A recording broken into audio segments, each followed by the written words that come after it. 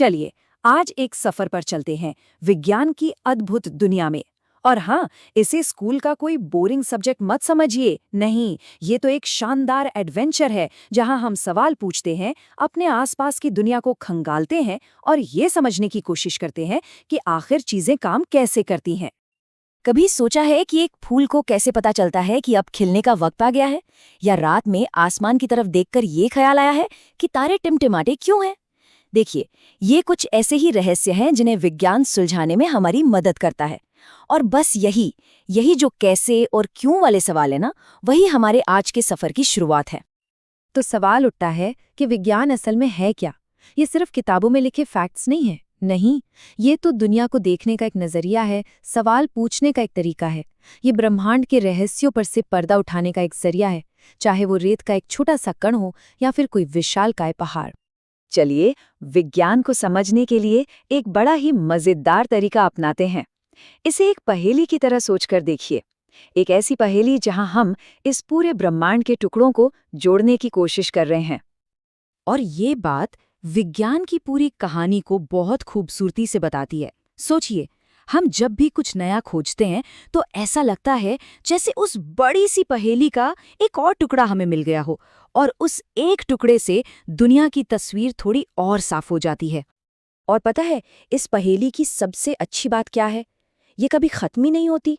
हर जवाब अपने साथ कुछ नए सवाल लेकर आता है। और मजे की बात यह है कि कभी-कभी हमें एहसास होता है कि अरे, ये टुकड़ा तो हमने गलत जगह लगा दिया था। फिर नई खोजें हमारी पुरानी समझ को पूरी तरह से बदल देती हैं।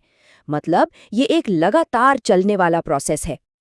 तो भाई, इतनी बड़ी पहेली को सुलझाएंगे कैसे? इसके लिए हमारे पास है एक, कह सकते हैं, एक मैजिकल टूल किट, जिसे कहते हैं वैज्ञानिक विधि। चलिए इसे एक बहुत ही आसान से उदाहरण से समझते हैं। कल्पना कीजिए, आप कुछ लिख रहे हैं और आपका पेन अचानक चलना बंद हो जाता है। अब क्या होगा? आपको पता भी नहीं चलेगा और आप अपने आप ही वैज्ञानिक विधि का इस्तेमाल करना शुरू कर देंगे। देखिए ये कितना नेचुरल है। सबसे पहले तो आपने देखा, मतलब निरीक्षण किया कि पेन नहीं चल रहा। फिर दिमाग में सवाल आया, अरे ये क्यों रुक गया?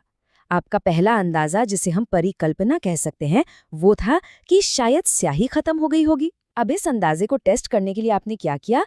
पेन खोला और रिफिल चेक की, और नतीजा, रिफिल सच में खाली थी। बस यही तो है वैज्ञानिक विधि।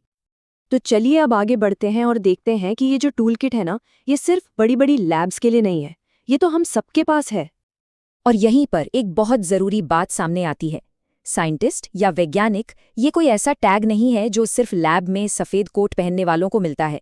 असल में कोई भी जो एक सिस्टम से, एक तरीके से प्रॉब्लम सॉल्व करता है, वो एक साइंटिस्ट की तरह ही तो सोच रहा है। अपने आसपास देखिए, इसके कितने उदाहरण हैं। वो कुक जो सोच रहा है कि आज दाल कुकर से बाहर क्यों आ गई, क्या पानी ज्यादा डाल दिया था? वो मैकेनिक जो पता लगा रहा है कि टायर में पंक्चर आखिर है कहाँ? या वो इलेक्ट्रिशियन जो ये देख रहा है कि बल्ब फ्यूज्ड है या स्विच में कोई गड़बड़ है? ये सब लोग क्या कर रहे हैं? वही तो कर रहे हैं, देख रहे हैं, सवाल कर रहे हैं, अंदाजा लगा रहे हैं और फिर उसे टेस्ट कर रहे हैं। हम सब अपनी रोज की जिंदगी में जाने अनजाने में इसी तरीके का इस्तेमाल करते हैं। मतलब साफ है, हम सब के अंदर एक छोटा सा वैज्ञानिक छिपा हुआ है, जो हमेशा दुनिया को समझने और मुश्किलों को सुलझाने के लिए तैयार रहता है।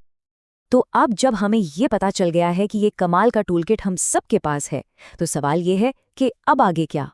सच तो ये है कि ये सफर कभी खत्म नहीं होता। एक और बहुत जरूरी बात, विज्ञान का काम शायद ही कभी अकेले होता है। पूरी दुनिया में साइंटिस्ट बड़ी बड़ी समस्याओं को सुलझाने के लिए एक दूसरे के साथ मिलकर काम करते हैं, अपनी जानकारी शेयर करते हैं। ठीक वैसे ही जब हम मिलकर कुछ खोजते हैं तो वो हमेशा बेहतर होता है। और आखिर में बस इस एक लाइन को याद रखिए, अपनी जिज्ञासा, अपने अंदर के सवालों को हमेशा जिंदा रखिए। अपने आसपास की दुनिया से क्यों पूछते रहिए, क्योंकि ज्ञान तक पहुंचने का रास्ता इसी क्यों से होकर गुजरता है।